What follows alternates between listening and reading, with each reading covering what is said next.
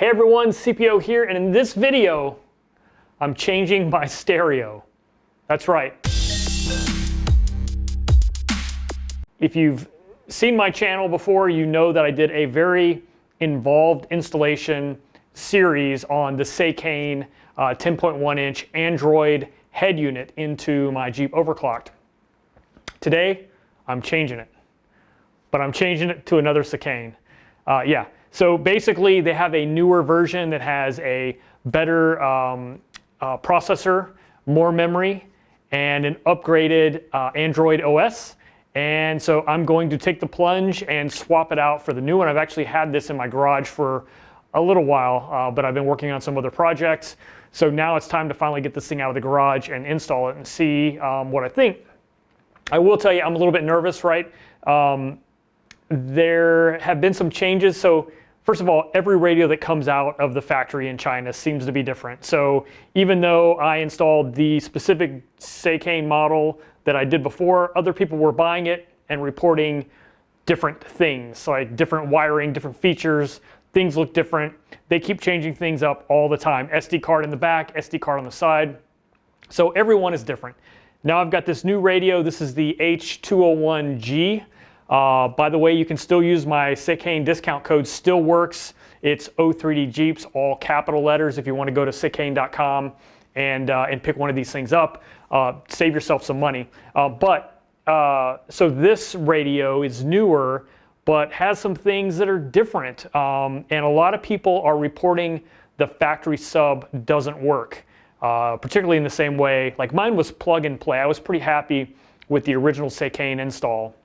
I'm told that people who are installing this newer version, it's just not, the sub's not working. And the wiring's different and doesn't give you the same options for connecting sub wires. So let me show you the two radios side by side and I'll try and explain, but I am gonna change up the install. Instead of just installing it the way it comes out of the box, I'm gonna use a PAC. That's an interface designed to let your vehicle work with any aftermarket radio. So it's pretty common for installing aftermarket radios.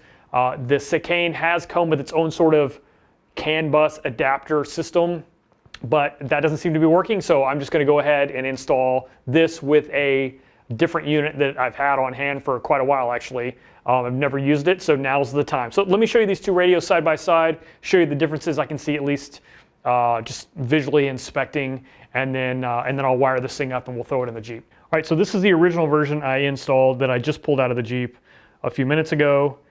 This is the new version. So so this one was Android 7.1, 2 gigs of RAM and a quad-core processor. This one is an octa-core processor, 4 gigs of RAM and Android 8.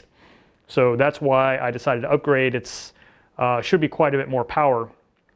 This one never gave me any troubles. I really enjoyed it actually a lot, but it would slow down from time to time, or I would say it was slow from time to time. For example, opening up Maps or Google Play Music, sometimes it would take a little while to load that stuff up. Once it all got loaded, it ran fine, very rarely had any issues.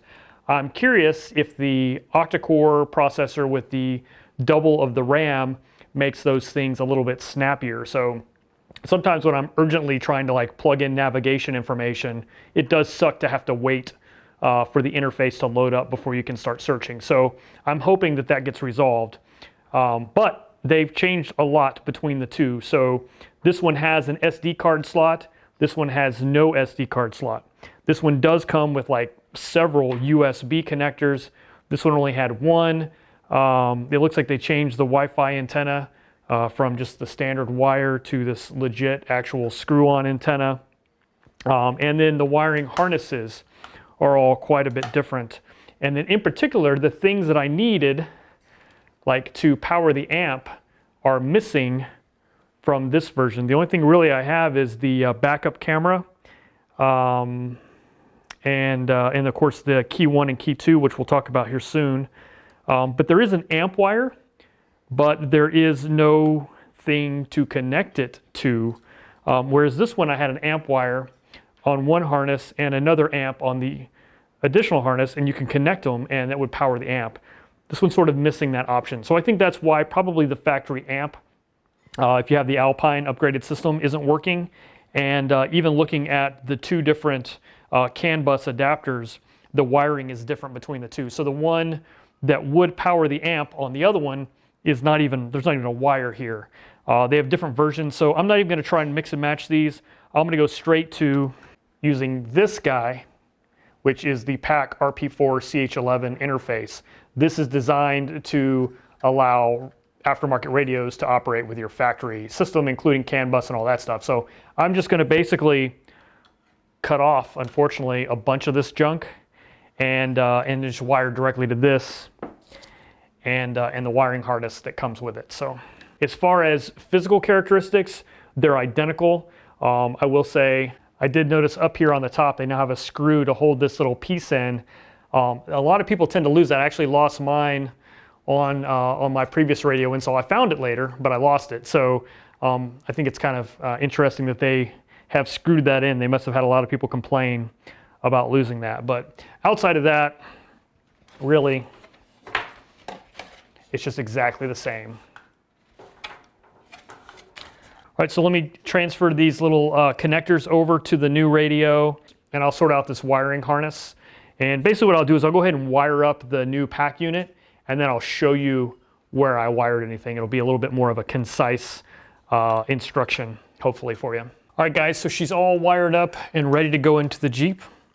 I've got the PAC plugged in. I haven't bundled everything tidy because I want to show you what I did. First of all, here's what I removed. So this is the harness side that goes to the Jeep, and then this is their CAN bus adapter, which I replaced with this PAC and its own harness. So again, this is the PAC RP4-CH11, and I used adapter cable B. They have an A and a B adapter.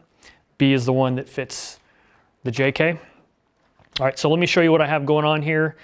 This isn't too complicated, but it looks a little bit messy. So just looking at this Seicane harness while it's plugged into the radio, just for reference, your speaker wires are all here on the end, and they are using a standard color convention. So your grays are front rights, your purples are rear rights, your greens are rear lefts, and your whites are front lefts. But you'll notice I've got two sets bundled up. I have the rears bundled up, both left and right, and I'm using only the fronts, and the fronts are going to the rears on the adapter. So the way the factory sub works, and this is all explained in the PAC instructions, but the way the factory sub works is it can only take inputs from two channels, so left and right. Your navigation, your Bluetooth, all that stuff is going to come through your front speakers on the Seicane. That's how that's designed. So in order to make sure you have all that, if you're going to use only two channels, you've got to use the front channel. So you take your fronts and then you plug it into the rears on the adapter. The rears is where it's going to also take the bass signal for your sub. So you can just basically do what I did, tape off the rears on the Seicane and plug the fronts into their corresponding places on the harness adapter. So it's standard color coding for speaker wires, except we're wiring them differently for this. So keeping on with this top row here, you've got your red accessory, which is going to the red on the PAC. You've got your blue amp power, blue and white, which is going to the blue and white on the PAC. So far, so good. You've got your brown and black, that's key 1. That one we have to the blue and yellow, which is the key output for the adapter. You're not going to need this little 3.5 millimeter plug. And then key 2 we have, which is solid brown. We're not actually using that. We're leaving that one untouched. Then we have the solid blue, which is going to solid blue. And that is actually your antenna on power. Now, the chances of us actually needing antenna on power is pretty slim. But since it does go to the factory harness, just in case there's some weird thing that looks for that power. I figured I'd go ahead and use it. And then this last one, this orange, goes to the orange and white on the adapter, and that is for the illumination, or maybe the Illuminati. I'm not sure exactly. I'm thinking it's illumination though. So whenever you turn on your headlights, it will dim the unit on the radio. Looking at the bottom row, skipping through the speaker wires we already talked about, the solid yellow goes to the yellow on the adapter, and that's your battery, 12-volt battery feed. Then you have your black ground, goes to black on the adapter. Then you have the pink.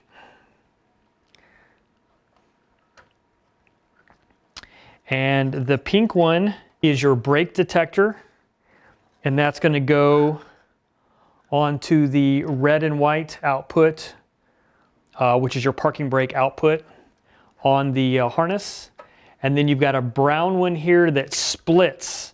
That is your reverse detection. So that's going to go to the green on the harness adapter, but it's also going to split off and go to the camera power input on this other connector. So that's the only one that we bridge harnesses on, is this one, which again is the reverse output. And then finally you have the next two are your CAN bus, transmit and receive, which we're not using because I'm not using the CAN bus on the Seicane. I'm doing it with the PAC. So hopefully that clarifies everything. So the wires I'm not using any of the rear speakers. I'm not using the CAN bus, receive and transmit, and I'm not using the key 2. Everything else gets used on the Seicane. And then as far as the PAC adapter, I'm not using the speed output, and I'm not using those front speaker wires connections. And that's it, everything else gets used. There is this one blue IR input on the other adapter with all of these guys, and I'm not using that, by the way. So everything else is good. I'm going to use my reverse camera input and my aux video and audio inputs just like before. Everything else I'm leaving the same.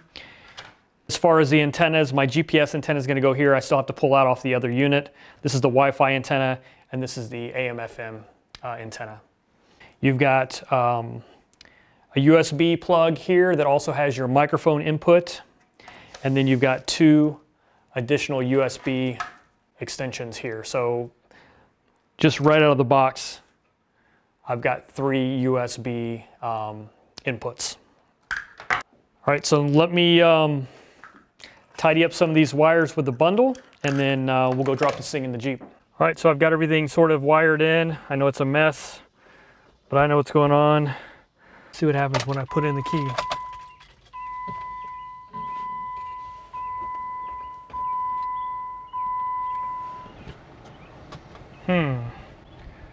My backup camera is on. All right, so for some reason I'm getting power for the backup camera.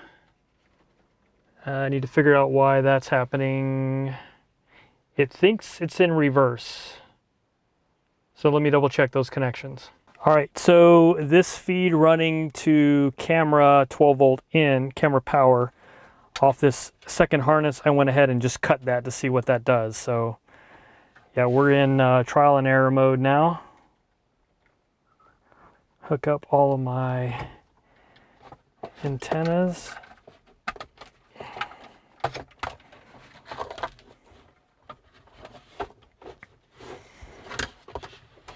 And then reconnect power.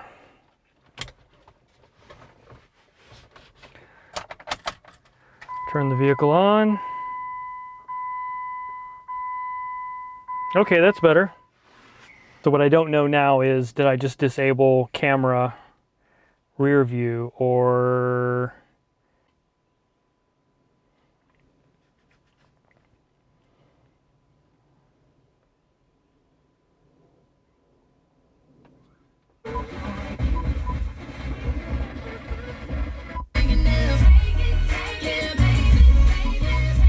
Well, bass is working pretty good. Better turn that off before YouTube gets me. Where the heck? This is a different interface than I am used to because I usually have my own custom. Gallery APK. I'm looking for video, AVN. Okay. Okay. The bass is really pretty good, actually. Yeah, so this, by the way, this AV input is my switchable camera system. So that all still works the same way. And that's a really blurry, dirty camera. Yeah, so I guess I need to put it in reverse and see if it trips that now. It does. Okay. So everything I did before is exactly the way it needs to be, except for you do not need to bridge that one camera 12-volt power connection. So that was forcing it to always think that the reverse camera needed to be on. So by undoing that, I'm good. All right, by the way, I just put it all back in. So this is a replacement Seicane. So the head unit, I didn't change out any of this other stuff, like the top cubby and the side piece that goes over the dash is all from the old Seicane. The new one just popped right into place and yeah, locked in nicely. So no issues there. And yeah, now I want to program those keys, but I wanted to get it someplace where I could manipulate it easier. So, all right, so let's turn this thing on.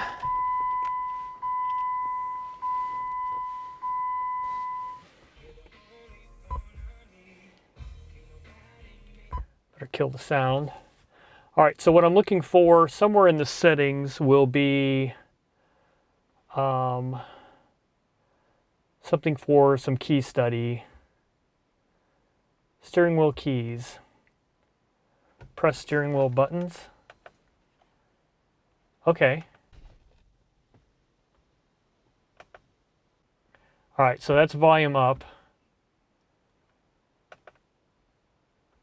That's volume down.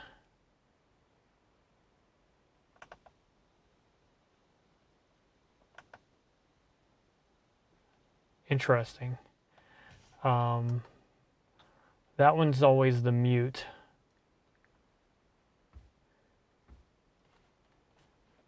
Let's see here. That one is the phone button. So this is something I didn't have before, was access to the phone button.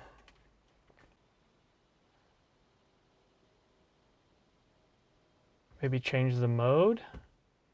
I don't know, I'll experiment with these. So basically here's the channel or the key selection. So because I have key 1 programmed and the PAC is doing all the translation, when I press buttons, you can see how it changes what buttons are selected. And then I can program those. So let me save all these. Let's save. So what happens if I press that? It mutes it, that's good. If I hold it, should it change modes? It did.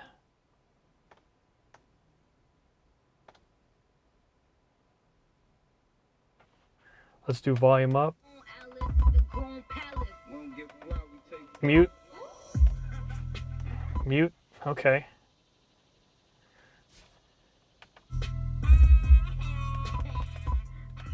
It feels snappier already, but what I really need to do is install some apps. So let me get Wi-Fi set up, install some apps like Google Play Music. All right, so a couple things real quick before I wrap this video up. First of all, definitely noticeably faster.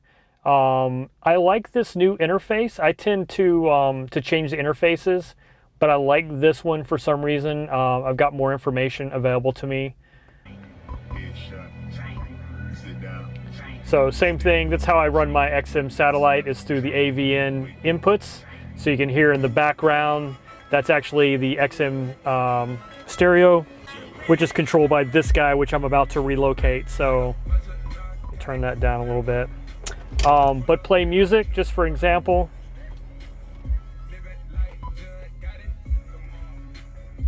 Let's just get something here.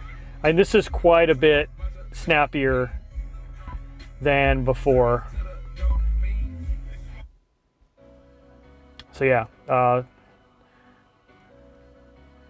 I'm pretty happy. It sucks that I had to use the PAC unit to get good bass, but I figured it's probably the time saved in just doing that as opposed to trying to figure out how to troubleshoot, because a lot of people are having so many problems.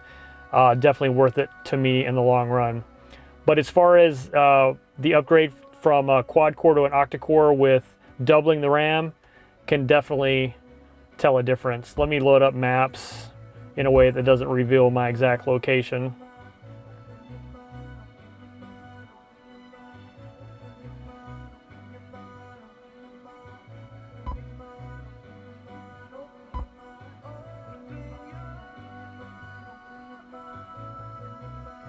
So yeah, so that's quite a bit quicker. So I hate messing around too much in this stuff because I don't like revealing all my personal information. But yeah, there we go.